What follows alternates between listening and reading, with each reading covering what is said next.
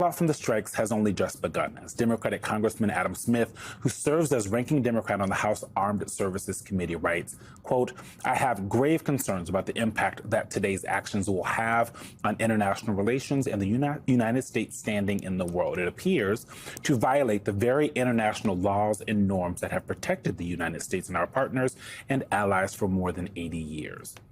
These actions run counter to everything that Donald Trump campaigned on. And rather than ending conflicts, the president has chosen to drag the U.S. into further foreign wars." Joining us now is the person who wrote that letter, Democratic Congressman and ranking member of the House Armed Services Committee, Adam Smith. Congressman, thank you so much for joining us on this Sunday morning. As you say, as I read what you said, what I'm also thinking about is how the president has talked about this. And the way he's talked about it is as a business acquisition, right? Like, he's not talking about it as what military experts and all of us who have studied history see it as, which is like a haphazard regime change where you take the leader but don't get rid of the rest of the regime.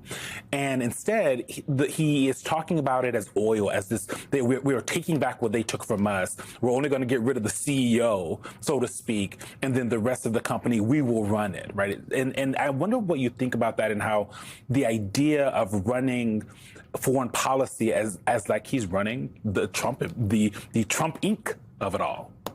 Yeah, well, two things. First of all, the Secretary Rubio is completely wrong. This didn't have much to do with sort of enforcing the law at the Justice Department. This was a regime change operation.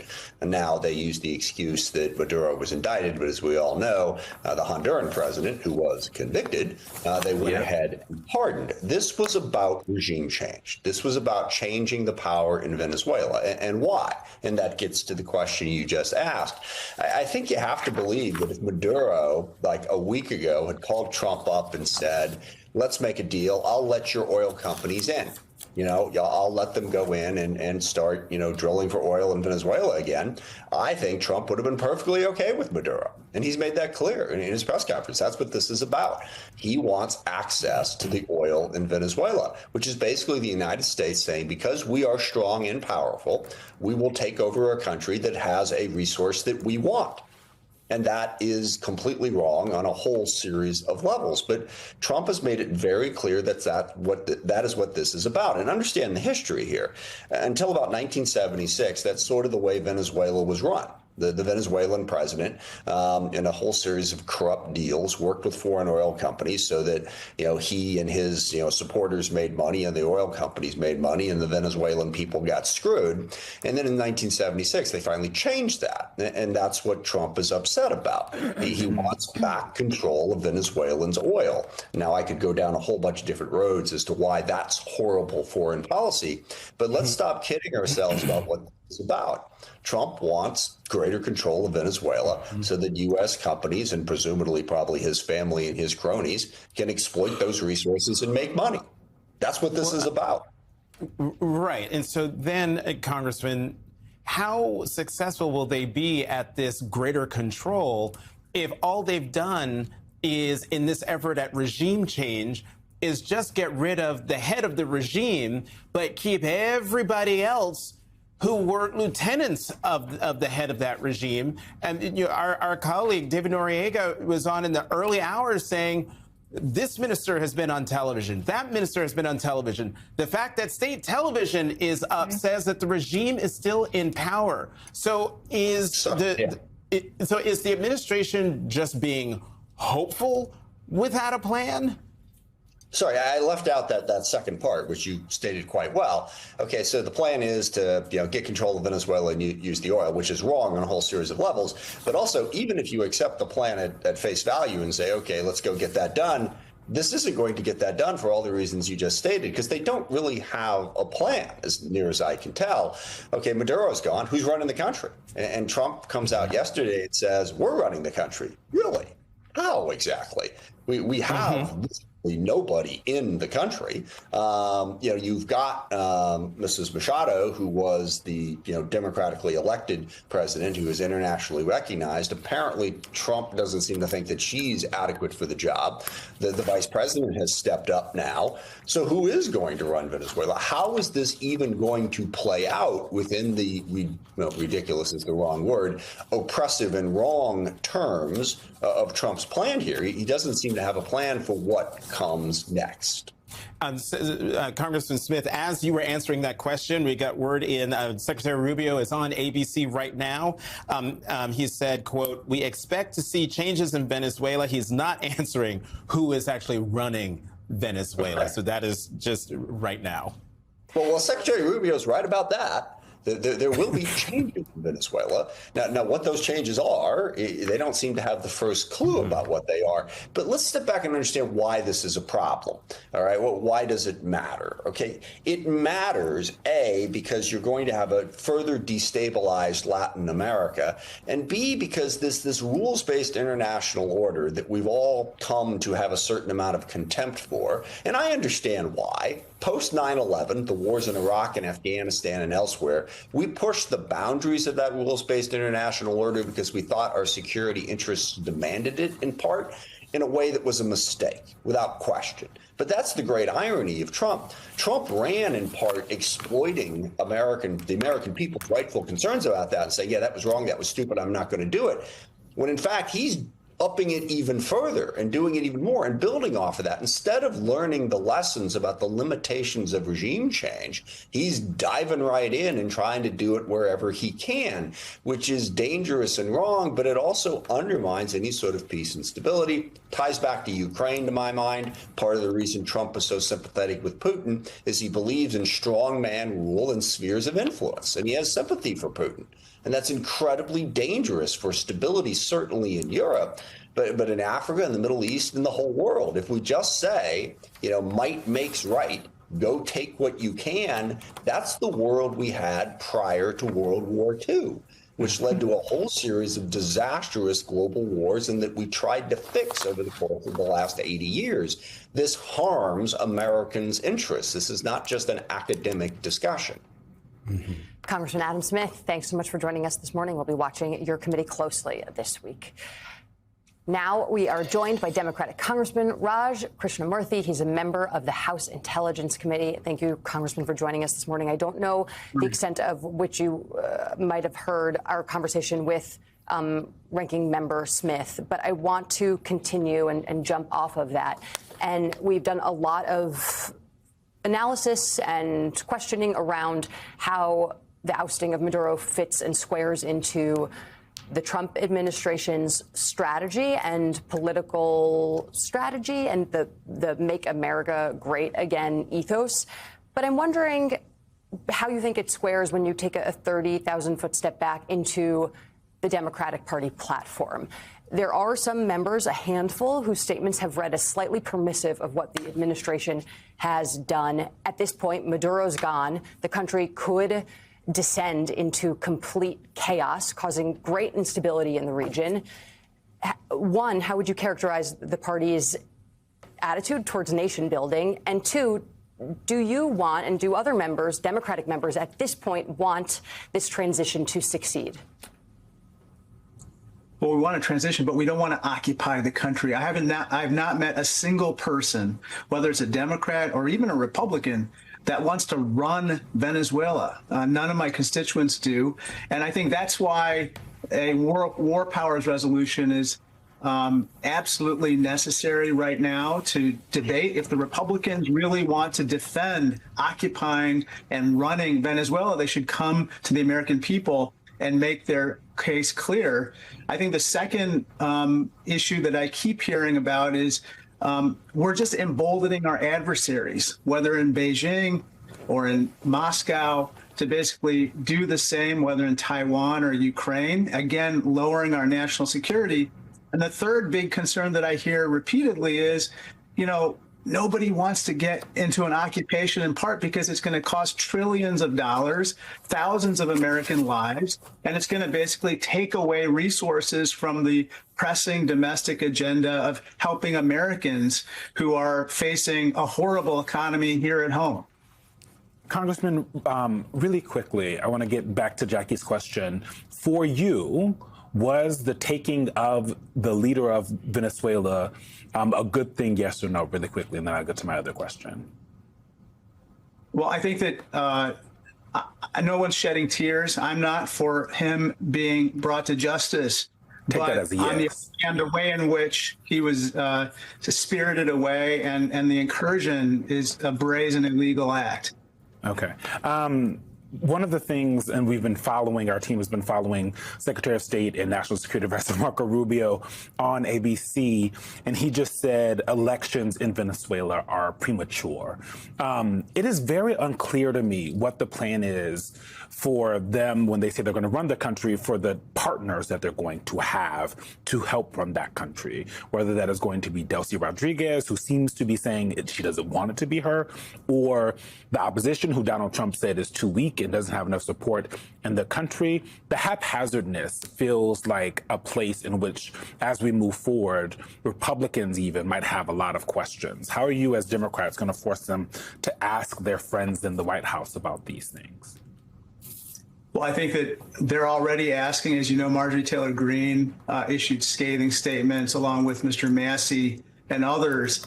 And I think that there are already kind of these at least private doubts that people have. The question is whether they'll be willing to say them publicly. And we need to help surface that, again, through bringing this war powers resolution to bear, but also in the appropriations process. Remember, we have to fund any kind of occupation or quote unquote running of the country. And this will be the opportunity in part to get answers to some serious questions, such as how many troops are already in Venezuela? How long will they be there? How much will it cost? And how many lives will be lost and treasure lost as well? But Congressman, do you really believe that the Trump administration cares about a war powers resolution or measure from Congress, even if it were to pass the House and the Senate? Why should the American people believe that this administration is going to respect that? They haven't respected Congress's role for this entire 11 months. Well, remember what happened with the Epstein files. I think that there's a... Yeah, and they missed the deadline. They missed the deadline, but at the same time, it's one of those things where action has been taken. It's starting. And I think that we in Congress have to raise our voice on this particular issue. We can't stay silent. Doing nothing is not an option. And so right now, we have to raise our voice and make sure that the administration is held accountable for what's happened in Venezuela. Let's bring in Jeff Mason, White House correspondent with Reuters, and former Ambassador James Story, MS Now International Affairs analyst. He is former U.S. ambassador at the Venezuelan Affairs Unit and former director of the State Department's Bureau of International Narcotics and Law Enforcement Affairs. Gentlemen, good to have you both here. So, Jeff, today Marco Rubio said Maduro was given very generous offers to leave Venezuela before U.S. forces moved in. What are you learning today? I think that's interesting that he said that, and certainly I think broadly, Alex, the politics of this is what I'll be focusing on in the coming days. The fact that the Secretary of State mentioned that Maduro had options that he ended up not choosing will be something that I suspect members of Congress will also be interested in asking more about, and also asking more about why they weren't given a briefing ahead of time, which has certainly created some political controversy. I think the way that breaks down in terms of, or divides, the divide between Republicans and Democrats on that will also be interesting to see. Certainly, we've already seen Democrats complaining about this. Will Republicans also decide that they expect to have more information and expected to have more information before an action like this by the administration? Also, if I had a chance to sit down and ask questions of the Secretary of State, I'd be asking more about how they plan to, quote unquote, run Venezuela, which is the word that President Trump used at his press conference yesterday. Yeah, absolutely. Let's get an answer for that one. But Ambassador, you met Maduro. Can you give any insight into his personality? What's he like? Well, it's kind of a mashup between Pablo Escobar meets Tony Soprano, perhaps. I did meet him, and I say that tongue in cheek a little bit, but we met for a couple of hours in March of 22, excuse me, when we were negotiating for the release of American hostages. And he sat for 2 hours twirling a gold pinky ring with an emerald on it. What struck me in the meeting was the clear intelligence of Celia Flores, his wife, who was in the meeting, who you could tell was very sharp, listening to every word, never said a word, but you could feel the power emanating from her in that room. Whereas Maduro seemed to me to be a very clever person, perhaps, trained by the Cubans to some extent, not what you'd call classically intelligent, and a bit like a caricature of a figure to some extent. Can I ask if he is charismatic or if there's a threatening tone to him at all? I guess it would depend on the content of conversation, but... Well, as a good South Carolinian, I can talk an owl out of a tree. You know, I can talk to anybody. So we got along fine.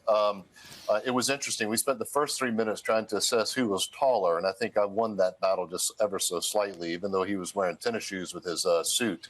You know, Venezuelans are very Caribbean people. They're open and hospitable. They like to laugh. He has a joyous spirit. You've seen him on stage recently doing salsa and dancing and singing, "Don't Worry, Be Happy." That's the kind of person he is. He was that kind of person behind closed doors as well. But when negotiations turned serious, you could tell he was less comfortable. And he was taking his cues from the other people in the room. And the other people in the room were Celia Flores, his wife, and then Jorge and Delcy Rodriguez. Jorge Rodriguez is the head of the National Assembly right now. And according to news reports, Delcy Rodriguez is the president of the country. These are the people that are in there closest to Maduro, his inner circle, giving him kind of his, helping him out, helping him navigate difficult situations. Jeff, I promise I have more questions for you, but what is Delcy Rodriguez like? I mean, she is now, as you say, the interim president. Listen, Delcy and Jorge both, they have a legitimate complaint about the old democracy in Venezuela. Their father died in captivity, had been pulled in as a political prisoner, frankly, and perished at the hands of the old regime. So they have this deep-seated hatred for that old Venezuela. What's interesting about Delcy is that she never really counted in the Hugo Chavez regime. She never made any kind of high-level positions. But under Maduro, she became vice president after also being foreign minister, minister of oil, and a number of other positions. So she is a loyalist to Maduro. And if you listen to her right now, she's being very clear that she believes Maduro is still president. She reacted very negatively to the press conference of President Trump and Secretary Rubio and Secretary Hegseth. And this is a person who, frankly, since 2013, since Maduro came into power, has only achieved her status with Maduro. So she's very loyal to him.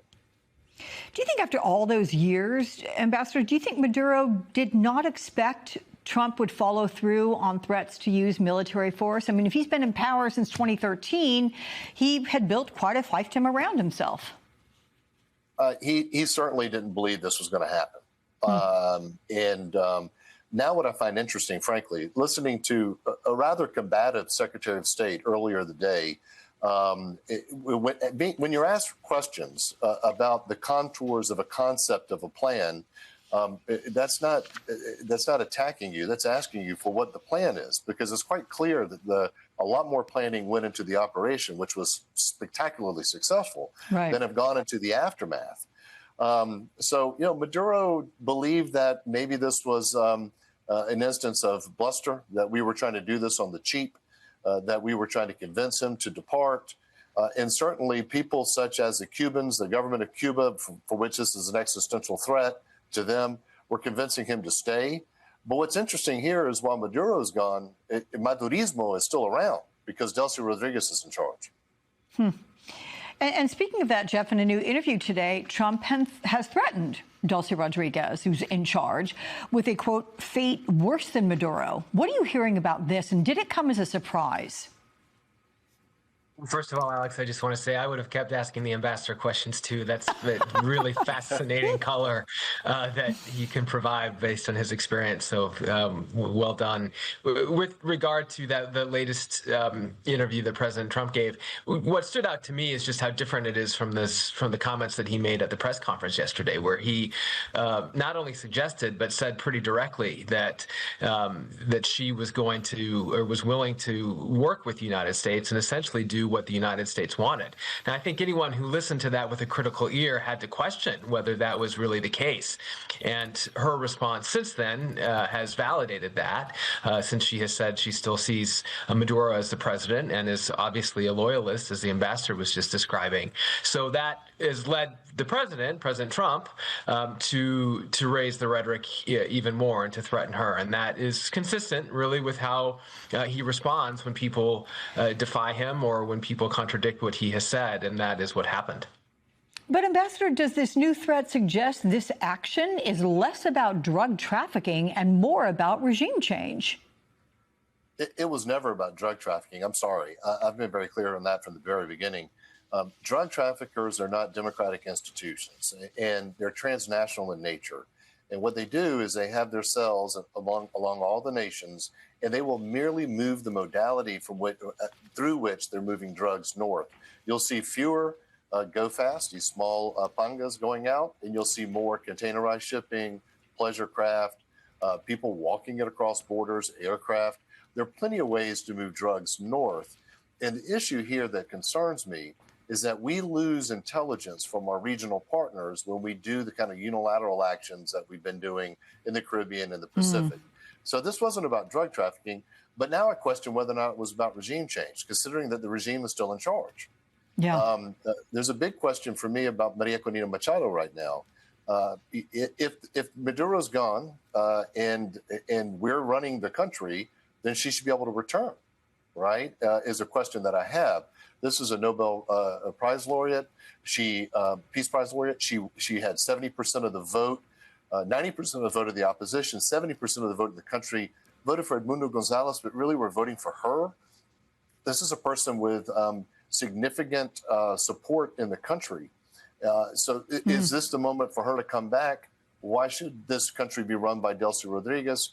I think this is kind of making it up as we go along on the planning of the post-Maduro piece of the operation. Well, TBD on all that. But let me ask you, Jeff, about, let me play some of what Donald Trump said yesterday about Venezuelan oil. Watch this. We built Venezuela oil industry with American talent, drive, and skill, and the socialist regime stole it from us during those previous administrations, and they stole it through force. This constituted one of the largest thefts of American property in the history of our country. Jeff, is this a view he's held all along? Is there any sense of what gave him the impetus to act on a at least partly oil-driven agenda in Venezuela? Well, two things, Alex. Number one, I think it's tricky for the administration to make the case that this was just about narco trafficking when the president says what he just said in that clip. I think he's made very clear that oil is, at least in part, as you just said, on his radar and was on his radar when giving the order for this operation. I also thought it was interesting just watching that clip, the body language of Secretary Rubio in the back, looking down and looking a little uncomfortable about that answer. Now, maybe that's not what he meant with that body language, but it was interesting watching that. I don't know the answer to what extent this has been a long-held view of the president's, but I do know that having followed him and covered him for a long time, that it is consistent with his worldview, that if he thinks that somebody has taken advantage, or if he sees money that he believes belongs to him or to the United States, or is an opportunity there, or someone has been, or a corporation in this case perhaps has been mistreated, then that is a motivating factor for him. And to go back to something that Susie Wiles, the chief of staff, said in her interview last year, President Trump is somebody who believes he can do anything, and then does it. and it really has no sense of limits or sense of this is out of the realm, and that applied here as well. It absolutely did. Ambassador James Story and Jeff Mason, since you both gave me great answers to my questions, I'll look forward to having you both back again soon. Thank you. Good morning. It's Sunday, January the 4th, one day after the United States arrested Nicolas Maduro and his wife. Yesterday, around this time, we were learning the details of a U.S. military mission involving 150 aircraft, Delta Force soldiers, and an FBI hostage team. They executed strikes across the Venezuelan capital of Caracas, hitting military bases. A Venezuelan official who spoke to the New York Times on the condition of anonymity estimates that 40 people were killed, including civilians and military personnel. A team of helicopters reached what President Trump called Maduro's fortress, where U.S. troops were able to seize Maduro and his wife and remove them from the country. In a firefight at the compound, several U.S. soldiers were injured, but all are in stable condition, according to the chairman of the Joint Chiefs of Staff, General Dan Kane.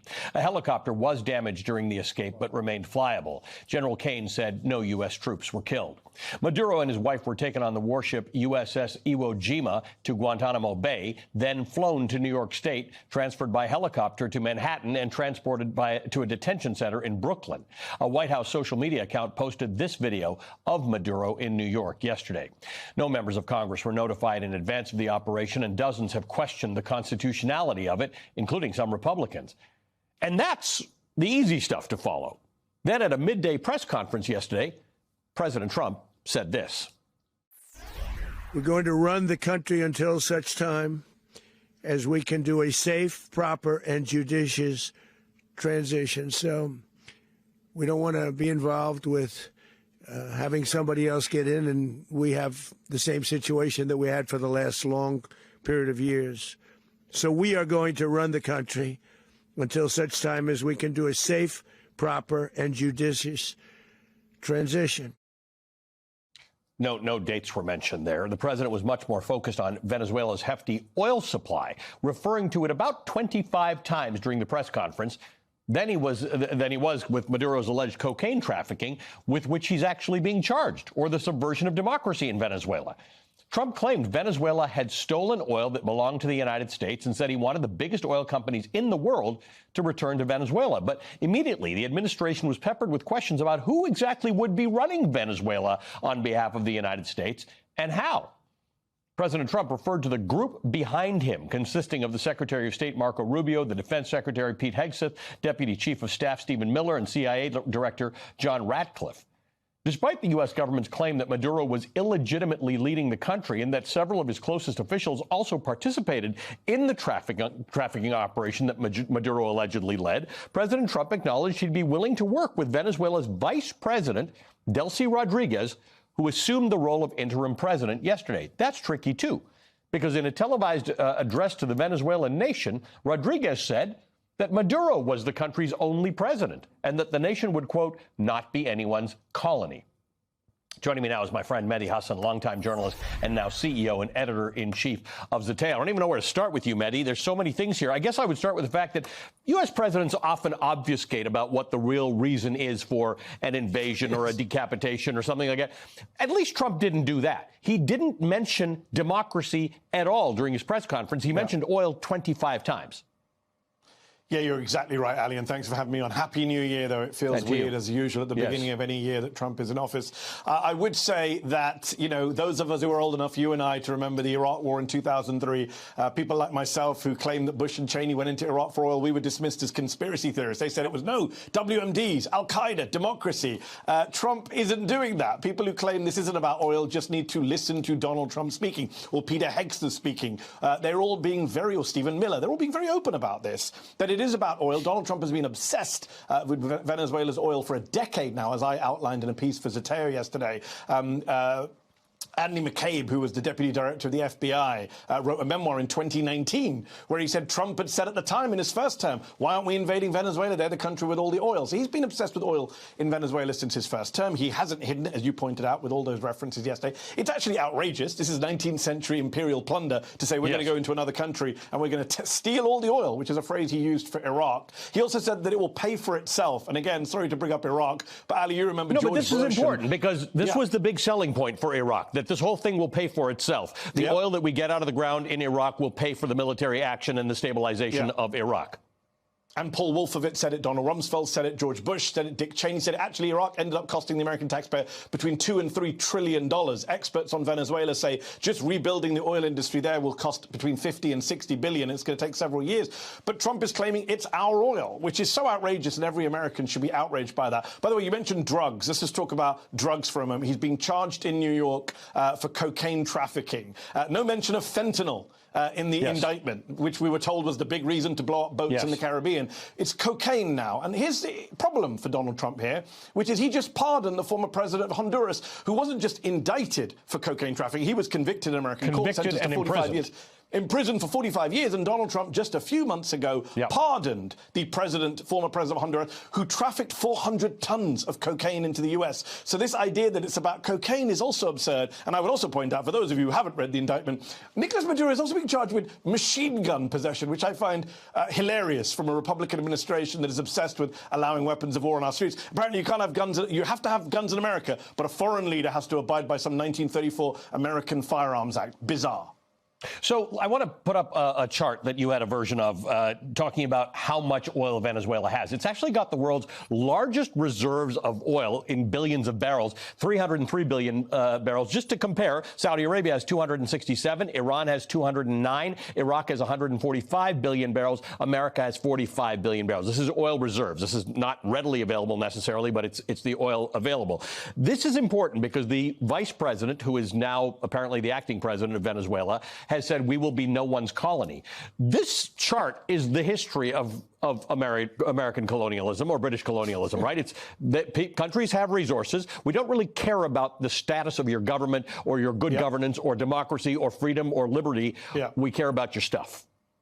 Of course, and Donald Trump, the only difference between Donald Trump and his predecessors is that Trump is very open about it. He's very brazen about it. He's unashamed about it. Look, all American presidents have allied with dictators, going back to FDR meeting the Saudi king after World War II to do a deal with the Saudis over oil. The difference with Donald Trump is that he embraces MBS in a way that other American presidents might not praise MBS, and he embraces dictators around the world, even dictators of countries that we're supposedly, adversaries with. He loves the North Korean dictator. He said it himself. I wrote him love letters. So Trump is very open about the fact that he doesn't care about democracy. He doesn't care about human rights. He's happy to ally with all sorts of dictators as long as you do what he wants. And I wonder why Maduro didn't just offer him the oil and a Trump Tower in Caracas, which would probably have saved his position. And you mentioned the vice president. Yes, she's saying all this stuff, but people who are much more expert on Venezuela than me are saying that actually she's almost certainly done a deal with the American government, or in the process of doing a deal. And Rubio hinted at this yesterday. For her to stay in power, for the rest of the regime and the government to stay in power, because they haven't come out and said the entire government should go. They haven't got everyone else who is accused of drug trafficking in the Venezuelan government. And by the way, Donald Trump has thrown Mariana Machado, the Nobel Peace Prize winning Venezuelan opposition. I want to underscore this. She won the Nobel. The opposition is largely coalesced around her. Opposition is a tricky term in Venezuela because it's not a monolith, but they've largely coalesced around her. One would have thought that he would say, and we have this woman waiting in the wings, and she's ready to take over. He basically threw her under the bus during the press conference yesterday in favor of the sitting vice president of Venezuela. Yeah, it's classic Donald Trump, where he basically upsets everyone and pisses off everyone. See, you're the opposition are thinking this is going to be our moment. He throws the opposition leader under the bus. By the way, with Donald Trump, it's always personal. He's been annoyed that she won the Nobel Peace Prize that he thought was his. That's what this is about. Let's be very open about it. Trump is annoyed at this woman for winning a prize that he thought he should have, even though she sucked up to him. She dedicated the prize to him. She started talking like him. Doesn't matter. Donald Trump will throw everyone under the bus. He threw her under the bus. So he's got rid of Maduro. He's upset the global South, a lot of the developing world, a lot of those of us who believe in international law and national sovereignty, and at the same time he hasn't appeased or made the Venezuelan opposition abroad happy because he hasn't put their people in power either. So he's just done what the oil companies want. Let's be honest, he promised American oil companies a lot of money if they voted for him, if they endorsed him, if they donated to him during the campaign, and this is a reward. And I think more Democrats, more people should be pointing out this oil argument is not some conspiracy theory. It's happening in plain sight. And I noticed someone like James Tallarico, who's running for the Senate in Texas, made this argument very eloquently on social media yesterday. I think more Democrats need to be pointing this brazen corruption out. Americans don't want our military and our government to go to war in general. They certainly don't want to go to war for some 19th century imperialist project. By the way, Donald Trump brought up the Nobel Peace Prize again, or at least the idea that he keeps on solving wars. He upped it to 8.25 conflicts that he ended. He actually said this yesterday, talking about Cambodia and Thailand. That's the core. Can I just say, can we finally put this BS to bed that Donald Trump is the peace president, he's anti-war, he's isolationist, he's on a neocon. This man bombed 7 countries, Ali, last year. 7 countries. I can't think of an American president in living memory who bombed 7 countries in a year. Nigeria, Somalia, Yemen, Syria, Iran, Iraq, Venezuela. He bombed these countries in 1 year. And then he begins the new year threatening Iran. He said, we're locked and loaded. And then he starts, January 3rd, bombs Venezuela and basically kidnaps the president. And I'm glad, Ali, that you, unlike a lot of other journalists, didn't use the words arrested or detained or captured, because the United States has no authority to do what it did on Saturday. We are not the world's police force. We don't have jurisdiction to go into other countries and just grab their leaders and the first lady of that country and bring them to us. Think about how absurd that is. Does that mean one of your countries can now indict Trump in their courts and send a SEAL team in here? One of your reporters published something yesterday afternoon which was very specific. It says there are very specific conditions under which a country can cross into another country to take military action, let alone kidnapping their leader. They're very specific. This is not gray area at all. Yeah. So J.D. Vance claimed yesterday that the legal rationale for this operation was that the DOJ had indicted him. This was a law enforcement operation, which is absurd. Think about that. Can a future American president, can a Democratic president now come in and say, hey, Bukele in El Salvador, don't like him. Let's indict him and send in SEAL Team 6 to get him. Can a foreign country indict Donald Trump in their domestic courts and send in their special forces into D.C. to try and grab the president of the U.S.? This is madness. No one accepts the legal basis for this. And by the way, J.D. Vance, Tulsi Gabbard, all these people spent years saying we're against regime change wars. We're against intervening in Venezuela in Gabbard's case. Where is Tulsi Gabbard right now? Why is J.D. Vance not resigning on principle? What happened to all these people who said Trump would end the endless wars? So one of the interesting things about this is whether or not you can go into another country to do any of these things. You point out that if you let this happen, there are real consequences to this. And you write about China and Taiwan. You said on Blue Sky. Yeah. If Xi Jinping invaded Taiwan right now and toppled the president, on what grounds would the United States object or have any credibility to say anything? I mean, simple question. Xi Jinping and his people must be studying this very closely to say, are they going to be able to say that we can't go into Taiwan? So here's what's interesting. I mentioned earlier that Donald Trump is no different to his predecessors, except that he basically is much more brazen and open about what is going on. But at least his predecessors pretended. There is some value in pretense, Ali, to at least pretend that you're trying to adhere to international law, to at least publicly say we do support international institutions and we support international democratic legal norms. Trump, and by the way, Netanyahu over the last year burning down the post-war architecture of international law will have very real and damaging long-term consequences. We have zero credibility tomorrow to say anything to anyone. And maybe Donald Trump doesn't care, but future American presidents, the American public may care if Vladimir Putin and Xi Jinping and others say, well, you know what? The US can do it, we can do it. If Israel can do it, we can do it. If all of these Western powers can do it, we can do it. Joining me now, we have former Republican Congressman from Virginia, our friend Denver Riggleman. Denver, welcome, my friend. So here we go. The administration has crowed about the success of this military operation. But what comes next? When Trump says the U.S. is going to run Venezuela and, quote, take back the oil, what exactly does that mean? Well, you know, I'm glad you start with easy questions, Alex. I appreciate it so much here on this Sunday. But, you know, it's funny. I did this professionally from mission planning with joint mission packages, utilizing NSA, NGA, Special Operations, Air Force, Navy, joint assets from 2001 to 2011. So this was an impressive operation, but it was not by no means unprecedented. Venezuela is not that hard of a nut to crack. So I want to say that first of all. Secondly, I'll say this. I think when you look at Project 2025, and Alex, I'm actually answering your question, I promise. They talked about rehemisphering. I think people just need to read Project 2025 because the oil reserves and taking back Venezuela was part of the plan that was written by Heritage or led by Heritage. Rehemisphering just simply means that regionally we're going to control our region, which is this side, sort of like the Monroe Doctrine, but a little bit of a different spin. But I think that's why you've seen the laissez-faire attitude towards Ukraine, where we just words, we really don't do anything about Putin. And also when you're seeing Chinese exercise in Taiwan right over the last week. So I think we're seeing a complete resetting of our foreign policy based on a nationalistic look of rehemisphering as defined in Project 2025. So when you're talking about oil reserves specifically, I think right now, and again, I don't want to say this is investment advice at all. I'm just going to tell you what I think is really happening. I don't think you're going to see a majority of troops on the ground when he's talking about taking over the oil. I think it's a boon for private security contract services and also infrastructure services. Think all the grandchildren of Blackwater. If you're talking about those type of companies, right, like Academy, like Triple Canopy, like G4S, and if you're talking about Halliburton type companies that are going to be doing infrastructure. Now, I was watching the show at the beginning, looking at Chuck Schumer talking about on the back of a napkin and things like that. Nah, number one, that's just wrong. It wasn't back the napkin. That's a complex exercise that's been in work for some time. And Trump alluded to this in October. That was an excellent chart that you showed, but that was actually alluded to back when the Project 2025 report was released. You're talking about 23, 24. So this is really not a surprise to people who've sort of been tracking this. When you're talking about taking the oil back, though, you're talking about actually private contractors and just a huge boon for these type of individuals. And I will say, as I was listening to David Noriega's report from Bogota, he did have that soundbite from Meet the Press today with Marco Rubio. He absolutely referenced the re-hemisphering that you're talking about there. But look, Trump claims that they are working. Well, yeah, he must have, gotten your jacket on before coming on the show because he was right before you. But anyway, Trump claims that they are working with Vice President Delcy Rodriguez. They're seeming to support her over Edmundo Gonzalez, who is believed to have won the 2024 election. But if Maduro was illegitimate, how can you not say the same for his vice president? You know, I was I was watching that when you're talking about, when you're talking about the opposition leader who's going in there and you're sort of being condescending or pushing that individual back based on popular, not popular, but just a nice person, nice woman.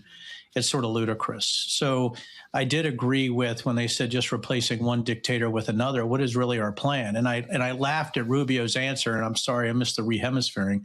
But I did laugh at his answer, I think, on one of the earlier shows today when he talked about, well, we don't want to take 5 people.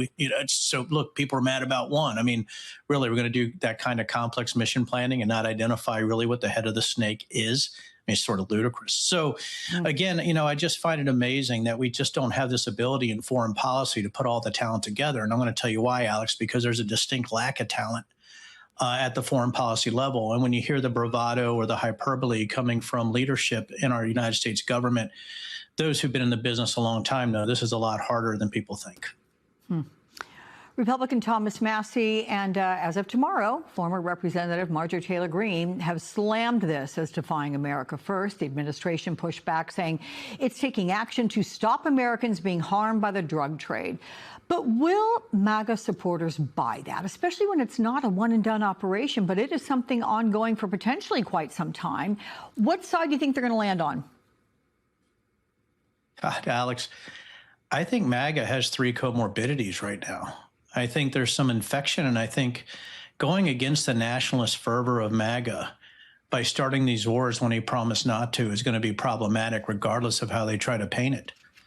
I think the second thing, too, when you look at what's happening with our economy and healthcare and Medicaid, or actually ACA and the subsidies, that's going to hit red districts really hard. So now you have 2 issues, right, with MAGA. You got 2 comorbidities. I think the third comorbidity, when you're looking at all this, are the Epstein files, right? And the fact that a lot of MAGA is sort of based on conspiratorial thinking that's QAnon sort of substantiated type of stuff or unsubstantiated type of stuff.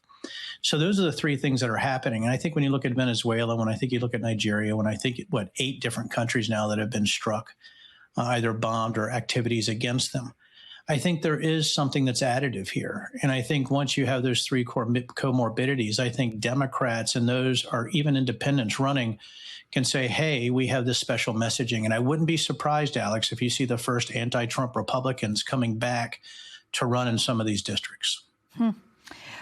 Before you go, Denver, of course, Tuesday marks 5 years since the January 6th insurrection. In a congressional hearing last month, Jack Smith said the riot, quote, does not happen without Trump. And a new op-ed from the New York Times calls Trump the January 6th president, marking a turning point to an even more lawless version of him. So how has that day led us to where we are now? Fantasy-based policy, things that aren't true. right? Making decisions on, sort of hyperbole and vapors. I think that's what this administration's about. And I don't like to do this, but you can see over my shoulder the breach. I think it was the only one who wrote a book in the last 5 years on the data that day. And Jack Smith is totally right. The Meadows text messages really did structure the entire investigation. And now downstream, you look at the phone records, you look what Jack Smith found, you look what the committee found. January 6th was such a day in American history. It really was a coup attempt, and I think in multiple levels. And Jack Smith was bold and brave to do what he did.